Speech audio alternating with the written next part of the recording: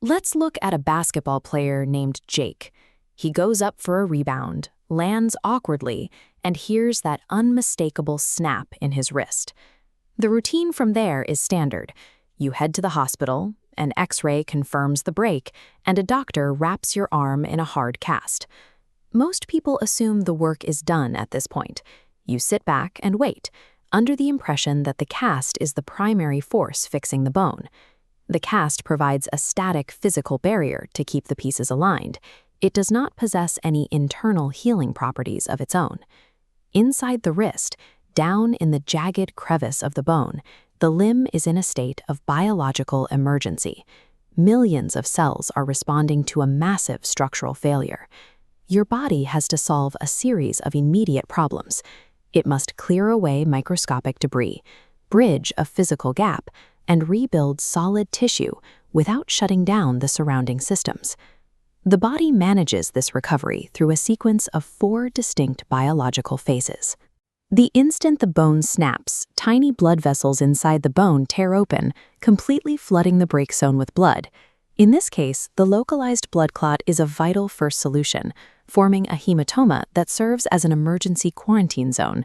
It releases chemical signals summoning immune cells to dissolve damaged tissue and remove microscopic rubble, preparing for construction. This initial phase of the repair relies entirely on the immune system to completely clear the path for new growth. With the site cleared, your body faces a new hurdle.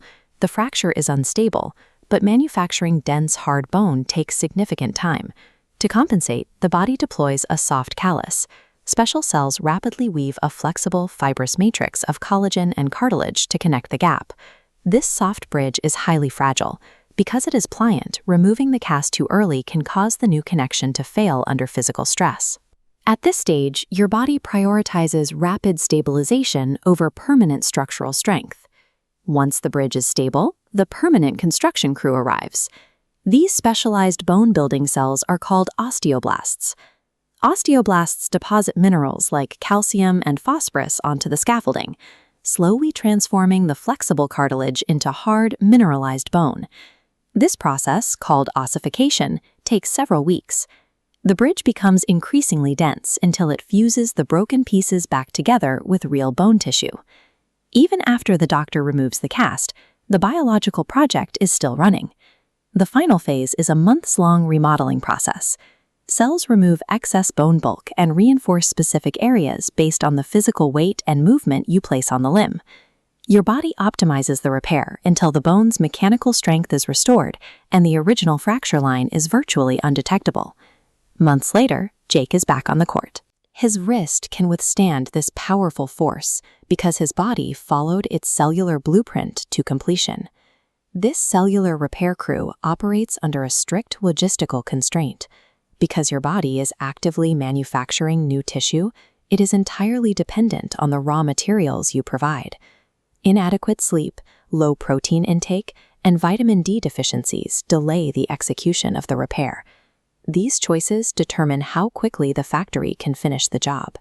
You are responsible for supplying the resources this biological factory needs to succeed. Your skeleton consists of dynamic, living tissue. Every bone is constantly communicating, sensing physical stress, and rebuilding itself from the inside out. The most sophisticated self-repairing system you will ever study is the living machine you already inhabit.